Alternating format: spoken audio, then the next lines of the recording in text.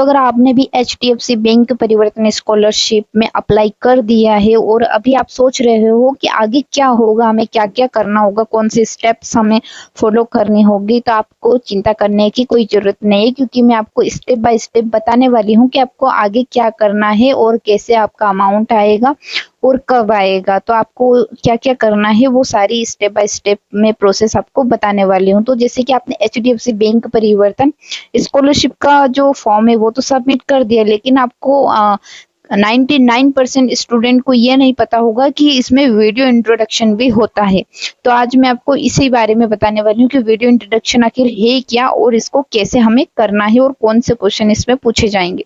तो देखो, video introduction में जो हमारे जो क्वेश्चंस रहते हैं वो हमारी फैमिली से रिलेटेड और इस स्कॉलरशिप से रिलेटेड, यानी कि हमसे ही रिलेटेड इसमें क्वेश्चंस पूछे जाते हैं। तो आपको वीडियो इंट्रोडक्शन को पूरा करना बहुत ज़्यादा इम्पोर्टेंट है, क्योंकि इसके बिना तो आपकी स्कॉलरशिप आगे जाएगी ही नहीं, वो अप्रूव होगी ही नहीं, आपका जो अमाउंट है वो अप्रूव नहीं होगा वीडियो इंट्रोडक्शन के बिना। तो आप सोच रहे हो कि मैं वीडियो इंट्रोडक्शन नहीं दूं, मैं इंटरव्यू नहीं दूं, तो आप फिर रिजेक्ट हो सकते हैं, आपकी जो स्कॉलरशिप है यहीं पर रद्द हो जाती है। तो आपको वीडियो इंट्रोडक्शन देना बहुत ही ज़्यादा इम्पोर्टेंट है। तो आप ये सोच रहे हो कि मैंने तो जो है अप्लाई 2 दिन पहले किया था, लेकिन अब शायद ही मेरा वीडियो इंट्रोडक्शन हो या फिर मेरा इंटरव्यू अब नहीं होगा, तो आप बिल्कुल भी आपको घबराने की जरूरत नहीं है, क्योंकि आप स्कॉलरशिप में अप्लाई करने के 3 डेज के बाद या फिर 3 डेज के अंदर आप इसको अप्लाई कर सकते हैं, इंटरव्यू आप दे सकते हैं। तो आप जो अपना वीडियो इंटरव्यू है वो आप 3 डेज के अंदर भी दे सकते हैं या फिर 3 डेज के बाद भी आप दे सकते हैं, लेकिन जितना जल्दी हो सके उतना जल्दी आप इससे कंप्लीट कर लोगे तो उतना ही जल्दी आपका जो अमाउंट है वो आ सकता है और आपका जो वेरिफिकेशन है वो कंप्लीट हो जाएगा। तो ऐसा नहीं है कि आप स्कॉलरशिप में अप्लाई करने के बाद आप वीडियो इंट्रोडक्शन नहीं दे सकते, तो आप बिल्कुल दे सकते हैं। तो आपके माइंड में ये चीज आ रही होगी कि हमको वीडियो इंट्रोडक्शन आखिर देना कैसे है, हमको क्या करना होगा और ऐसे कौन से क्वेश्चंस पूछे जाएंगे। मतलब आप जैसे घबरा रहे होंगे कि पता नहीं कौन से क्वेश्चंस हमसे पूछ लेंगे ये बैंक वाले। तो देखो, सारे क्वेश्चंस का मैंने एक वीडियो बनाया हुआ है और उसकी जो प्रोसेस है वो सारी मैंने इस वीडियो में बनाई हुई है। तो अगर आपने ये वीडियो अभी तक नहीं देखा है तो आप पहले जाकर इस वीडियो को देखिए, उसके बाद ही आप इस वीडियो को देखिए, क्योंकि इस वीडियो में मैं टोटल आपको क्वेश्चंस बताने वाली हूँ, हिंदी और इंग्लिश दोनों में। तो चलिए वीडियो को स्टार्ट करते हैं।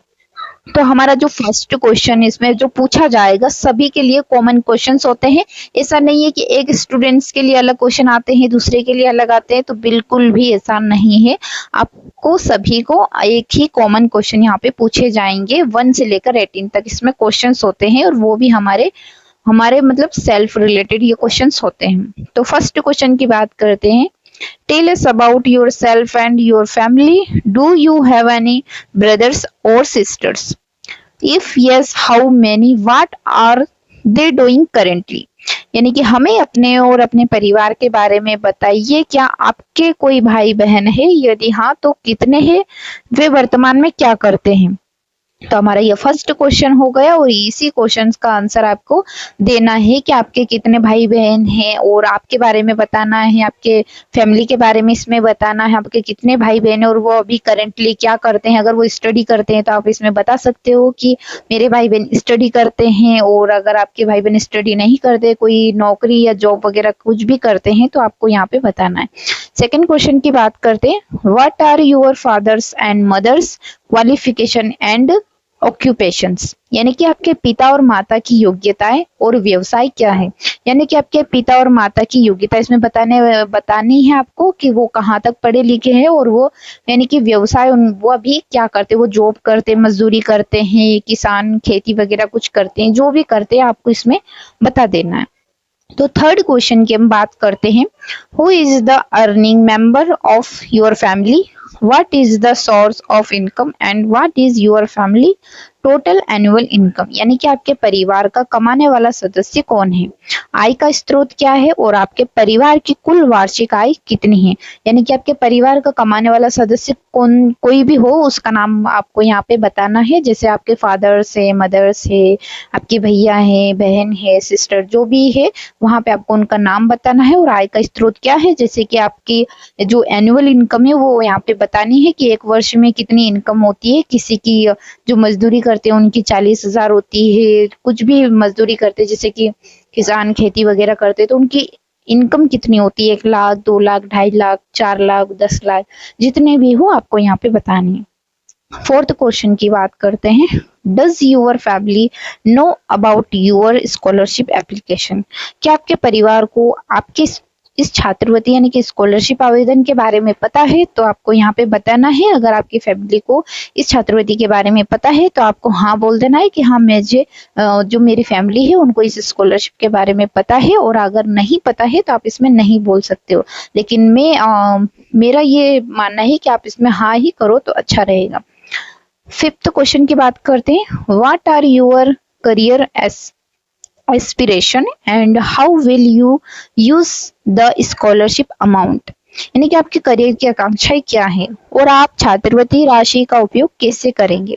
आपको यहाँ पे बताना है कि आपकी करियर की आकांक्षा क्या है, यानी कि आप डॉक्टर बनना चाहते हैं, पुलिस बनना चाहते हैं, आप इंजीनियरिंग बनना चाहते हैं, आप जो भी आप जॉब करना चाहते हैं उसके बारे में आपको यहाँ पे बताना है। और आपकी जो छात्रवृत्ति है उसका उपयोग आप कैसे करेंगे, आप ट्यूशन फीस, रसीद, बुक, नोट्स खरीदने या फिर अपने जो फैमिली में या फिर कहीं भी आप जहाँ भी इस पैसे को आप लगाना चाहते हो वहां पे आपको उसका बताना है। तो 6th क्वेश्चन की बात करते हैं कि what motivated you to apply for this scholarship now. यानी कि आपको इस छात्रवृत्ति के लिए अभी आवेदन करने के लिए किस बात ने प्रेरित किया। तो यहाँ पे आपको कुछ भी आंसर जो आपको आपके माइंड में आता हो, जैसे कि जो छात्रवृत्ति है, मतलब इसमें जो क्वेश्चन पूछा गया है कि आपको इस छात्रवृत्ति के लिए अभी जो आवेदन करने के लिए किस बात ने प्रेरित किया। तो ये जो स्कॉलरशिप है वो आर्थिक रूप से स्थित कमजोर छात्राओं की क्या करती है, हेल्प करती है। और इसी बात ने मुझे प्रेरित किया क्योंकि मेरी भी यहाँ पे हेल्प हो सकती है, क्योंकि मेरी भी आर्थिक स्थिति खराब है या फिर जो भी आपके यहाँ पे है वहां पे आपको यहाँ पे बताना है। 7 क्वेश्चन की बात करते हैं, have you applied for this scholarship before, if yes what was the result. Have you applied for any other financial aid और स्कॉलरशिप फॉर योर एजुकेशन। यानी कि क्या आपने पहले इस छात्रवृत्ति के लिए आवेदन किया था, और यदि हाँ तो परिणाम क्या रहा। क्या आपने अपनी शिक्षा के लिए किसी अन्य वित्तीय सहायता या छात्रवृत्ति के लिए आवेदन किया है। तो यहाँ पे आपको आंसर करना है, अगर आपने पहले इस छात्रवृत्ति के लिए आवेदन किया था और अगर आपकी स्कॉलरशिप आई है तो उसके बारे में आपको यहाँ पे सारी इंफॉर्मेशन देनी है। और अगर आपकी स्कॉलरशिप नहीं आई है तो वो भी आपको यहाँ पे बताना है। और अगर आपने फर्स्ट बार यहाँ पे अप्लाई किया है तो भी आपको यहाँ पे बताना है कि मैंने इस छात्रवृत्ति के लिए अभी फर्स्ट बार ही अप्लाई किया है और इस छात्रवृत्ति की सहायता, छात्रवृत्ति के लिए आवेदन किया है। तो ये सारा आपको यहाँ पे बताना है। 8 क्वेश्चन की बात करते हैं, आप वर्तमान में किसी संकट जैसे कि नौकरी छूटना, जैसे पुरानी बीमारी है, परिवार के किसी सदस्य की मृत्यु का सामना कर रहे हैं। कृपया विवरण दें कब हुआ और इसका आप पर कितना प्रभाव पड़ा, कम पड़ा, मध्यम पड़ा या फिर अधिक पड़ा। तो यहाँ पे आपको बताना है अपने फैमिली से रिलेटेड। यहाँ पे क्वेश्चन पूछा गया है कि आपको किस संकट, जैसे कि किसी की फादर्स की डेथ हो जाती है, किसी का एक्सीडेंट वगैरह हो जाता है तो उनका जो सर्टिफिकेट रहता है वो आपने यहाँ पे अपलोड किया होगा या फिर आपने आय का यहाँ पे अपलोड किया होगा। तो please share details when it happened and how much it affected you, how, medium and high। तो लो, मीडियम एंड हाई में आपको यहाँ पे अपनी कंडीशन है वो बतानी है। 9 क्वेश्चन पूछा गया है कि did you receive any help to manage this crisis, how did you handle it.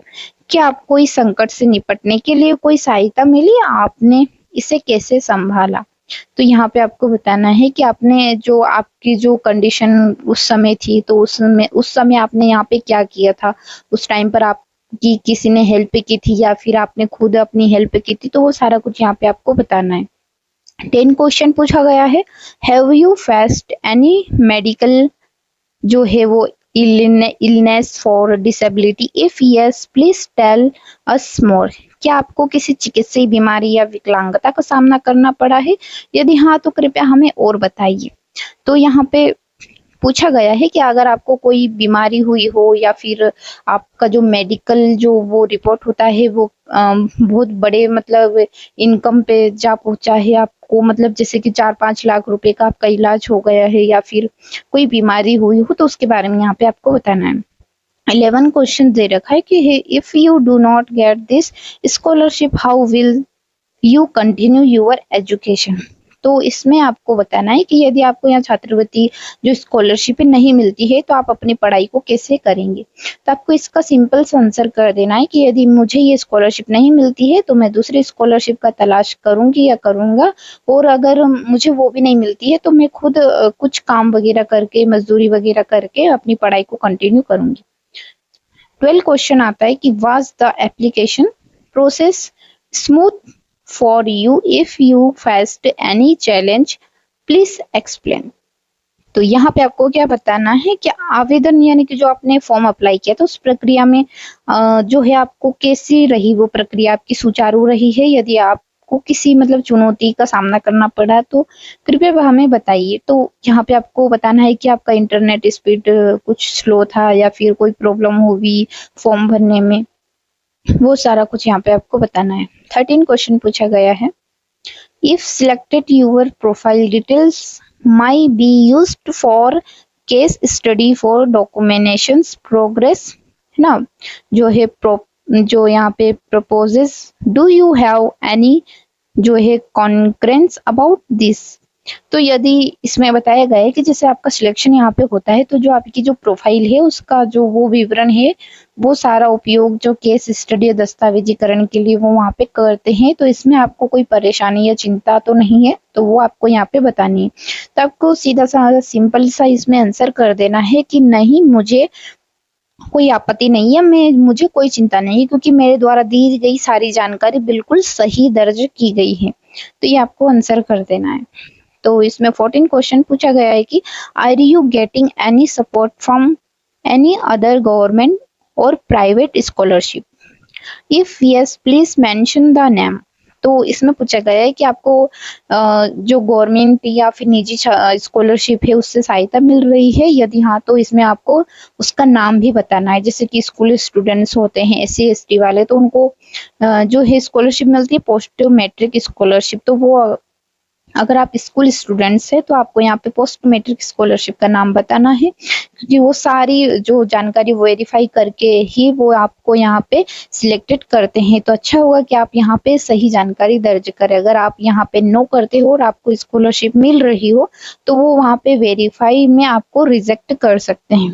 तो 15 क्वेश्चन की बात करते हैं, how would you rate your overall experience in filling the application form? Scale 1 से आपको वेरी बैड यानी कि 5 यानी कि वेरी गुड, यानी कि आपको जो फॉर्म है वो भरने में आपका अनुभव है जो वो कैसा है, यानी कि आप इसको कितना रेटिंग देना चाहते हैं, आप कितना रेटिंग स्केल इसको देना चाहते हैं। यानी कि 1 से लेकर 5 तक इसकी रेटिंग है, तो 1 2 3 आप जितना चाहो यहाँ पे दे सकते हो सकता है मतलब आप अच्छा ही करोगे तो यहाँ पे अच्छा रहेगा, यानी कि 5 रेटिंग आप दोगे तो अच्छा रहेगा। और हमारा जो 16वां क्वेश्चन आता है यहाँ पे, when did you apply for the scholarship? आपने छात्रवृत्ति के लिए कब आवेदन किया था? तो यहाँ पे आपको डेट बता देनी है। जैसे अभी हमारा फर्स्ट राउंड था, तो इस राउंड में जो स्कॉलरशिप आवेदन हुआ है वो 4 सितंबर तक हुआ है। तो आपने 1st, 2nd, 3rd या 4 सितंबर जब भी आपने स्कॉलरशिप का फॉर्म डाला है उस स्कॉलरशिप की डेट यहाँ पे आपको मेंशन करनी है, यानी आपको बताना है कैमरे में। तो जो 17वां क्वेश्चन है उसकी बात करते हैं, तो who helped you in filling the application form? If anyone mention name and details, यानी कि आपको यहाँ पे स्कॉलरशिप भरने में, आवेदन जो पत्र है उसको भरने में आपकी जो हेल्प है वो किसने की थी? यदि किसी ने की है तो उसका नाम और विवरण यहाँ पे आपको बताना है। यानी कि जैसे आपके बड़े भैया, बड़ी बहन, या फिर आपने कोई ऑनलाइन जाकर आपने आवेदन करवाया, तो वहां पे आपको ये सारी जानकारी यहाँ पे देनी है। हमारा जो 18 क्वेश्चन है वो पूछा गया है कि have you ever shared your Buddy for Study login credential with anyone other than your parents और हमारे जो guardians, if yes please change your password immediately to ensure account safety. यानी कि क्या आपने जो अपने मदर से, फादर से, अभिभावक है ना, वो इनके अलावा किसी और के साथ बडी फॉर स्टडी लॉगिन क्रेडेंशियल अगर आपने शेयर किया है, और यदि आपने किया है तो अपने जो अकाउंट की सुरक्षा के लिए आपको क्या करना है, आपका जो पासवर्ड है वो आपको तुरंत यहाँ पे बदल देना है। तो ये हमारे 18 क्वेश्चन तक जो है वो सारा कंप्लीट हो चुका है, और आई होप कि आपको ये जो क्वेश्चन है इसके आंसर से आपको समझ में आया होगा। बाकी सभी जो आंसर है वो अपने अकॉर्डिंग अलग अलग हो सकते हैं, बाकी जो क्वेश्चन है वो सभी के लिए सेम रहेंगे, और सभी के लिए ये क्वेश्चन और सेम ही रहेंगे, और बाकी जो आंसर है वो सभी के अलग अलग हो सकते हैं, क्योंकि कोई और आंसर देता है, कोई कुछ और आंसर देता है। तो आई होप कि आपको ये क्वेश्चन समझ में आया होगा। तो आप जल्दी से जाइए और अपना वीडियो इंट्रोडक्शन है जो कंप्लीट करिए, और अपना जो वहां पे जो स्टेटस है वो यहाँ पे आपको क्या दिखाएगा, वो सबमिटेड दिखा देगा जब आप वीडियो इंट्रोडक्शन कंप्लीट कर लोगे। तो आपको वीडियो इंट्रोडक्शन से पहले आपको बहुत सारी बातों का ध्यान रखना है, और अगर आपने ये वीडियो अभी तक नहीं देखा है तो ये वीडियो पहले देख लीजिए, उसके बाद आप इंट्रोडक्शन वाला जो क्वेश्चंस वाला ये वीडियो है अभी जो आप जस्ट देख रहे हैं इसको आप देखिए, तभी जाकर आपको अच्छे से समझ में आएगी पूरी प्रोसेस।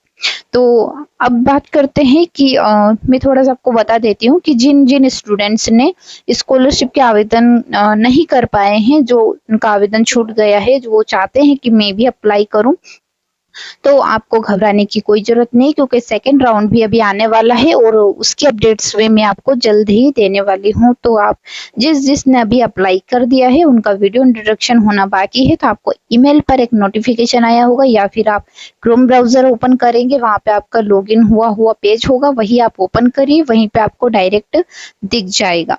तो वहाँ एक तरफ आपको स्किप और एक तरफ आपको प्रोसेस का ऑप्शन दिखेगा, तो प्रोसेस पर आपको टिक करना है। तो ये सारी जानकारी मैंने वो उस वीडियो में बताई हुई, तो आप जाकर उस वीडियो को देख सकते हैं। तो अगर आपको ये जानकारी हेल्पफुल लगी हो तो मेरे चैनल को सब्सक्राइब जरूर करना, और वीडियो पसंद आया हो तो वीडियो को लाइक करना, और अगर आपका कोई डाउट रहता है या फिर कोई क्वेश्चन समझ में नहीं आया हो तो आप उसमें कमेंट में टाइप करके पूछ सकते हैं, मेरी रिप्लाई आपको जरूर करूंगी। तो आपके एक ही रिक्वेस्ट है कि आप चैनल को सब्सक्राइब करके जरूर जाना, क्योंकि मैं आपके लिए इतनी मेहनत करती हूँ, तो एक सब्सक्राइब तो आपका बनता है। Thank you for watching.